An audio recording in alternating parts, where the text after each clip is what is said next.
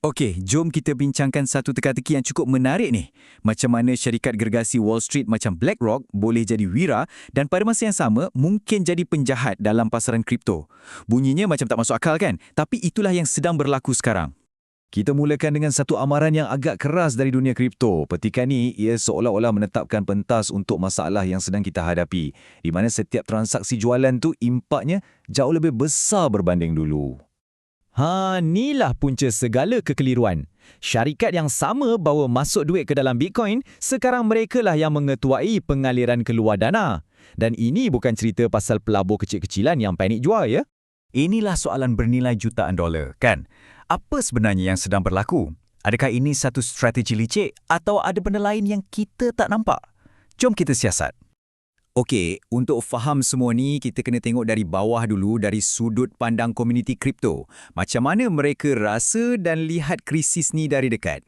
Konsep ni penting untuk kita faham. Ia bukan sekadar orang menjual. Ia satu kitaran ganas. Duit keluar, dana terpaksa jual Bitcoin. Harga jatuh. Orang makin takut, makin ramai tarik duit keluar. Dan kitaran tu berulang lagi, makin lama makin teruk. Inilah yang buat pelabur kripto tak tidur malam. Cuba tengok nombor-nombor ni. Nampak tak betapa tak stabilnya pasaran? Ada sedikit berita baik pertengahan bulan bila duit masuk, tapi kemudiannya, boom! Pengaliran keluar yang besar pada hujung Januari padamkan semua keuntungan tu. Ini bukti jelas gelung maklum balas yang kita cakapkan tadi sedang berlaku. Dan yang paling penting, ini bukan kerja orang biasa-biasa tau. Jualan besar-besaran ni ia diketuai oleh nama-nama paling besar di Wall Street. Dana yang sepatutnya jadi penstabil pasaran, kini merekalah punca utama pergolakan. Perbandingan ni tunjukkan dengan jelas kenapa setiap jualan tu terasa begitu sakit sekarang. Pasaran hari ni lebih rapuh, tak banyak pembeli yang menunggu. Jadi bila ada jualan besar, harga boleh jatuh menjunam dengan sangat mudah. Ini menjadikan gelung maklum balas tadi tu 10 kali ganda lebih bahaya. Okey, kita dah faham kenapa komuniti kripto panik. Tapi, kenapa Wall Street buat macam tu? Ini membawa kita kepada strategi mereka yang lebih besar, iaitu mengurangkan risiko. Para penganalisis tak tengok ni sebagai Wall Street dah benci kripto. Tak. Bagi mereka, aliran keluar ETF ni macam satu isyarat jelas dari jurung-jurung kewangan. Dalam keadaan ekonomi sekarang yang tak menentu, mereka secara taktikal kurangkan pendedahan kepada aset berisiko tinggi. Dan, Bitcoin termasuk dalam kategori itu. Jadi, bila kita ikut jejak duit ni, kita nampak ia bukan pasal Bitcoin semata-mata. Ia tentang strategi pengurusan risiko yang lebih menyeluruh. Mereka cuma berundur selangkah dari garisan bahaya. Sekarang, jom kita undur sikit. Kita tengok gambaran yang lebih besar. Dan di sinilah ceritanya jadi sangat-sangat menarik. Segalanya tentang skala. Nah, tengok nombor ni. Inilah nombor yang meletakkan semua benda dalam perspektif.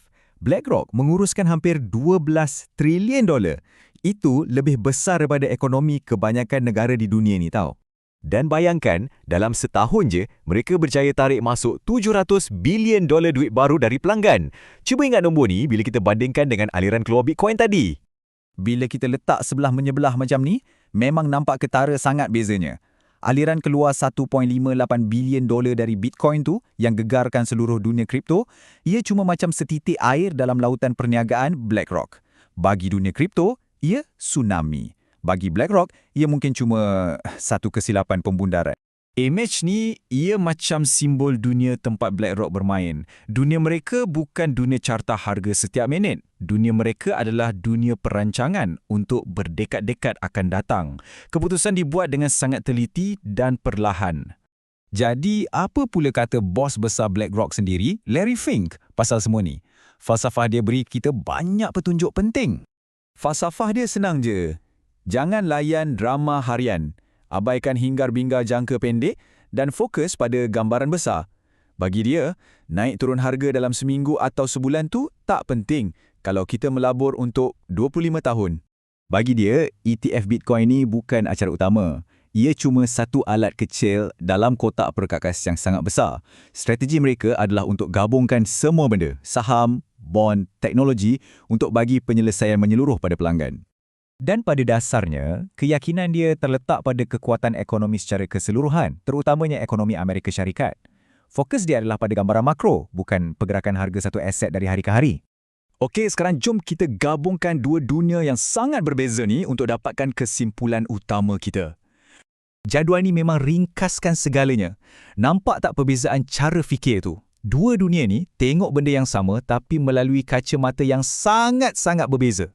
Apa yang dianggap krisis besar dalam satu dunia cuma dianggap sebagai satu titik data yang tak penting dalam dunia yang lagi satu. Jadi, apa yang kita boleh belajar? Semuanya bergantung pada skala dan perspektif. Apa yang menjadi krisis untuk pasaran Bitcoin hanyalah satu penyesuaian portfolio biasa untuk pengurus aset bernilai trilion dolar. Dan yang peliknya, kedua-dua pandangan ini betul dari sudut masing-masing. Dan ini tinggalkan kita dengan satu soalan besar untuk masa depan. Adakah Wall Street dengan saiz dan kuasanya akan menjinakkan dunia kripto? Atau adakah sifat kripto yang liar dan tak menentu ni akan paksa gergasi keuangan untuk berubah dengan cara yang tak pernah kita bayangkan? Hanya masa yang akan menentukannya.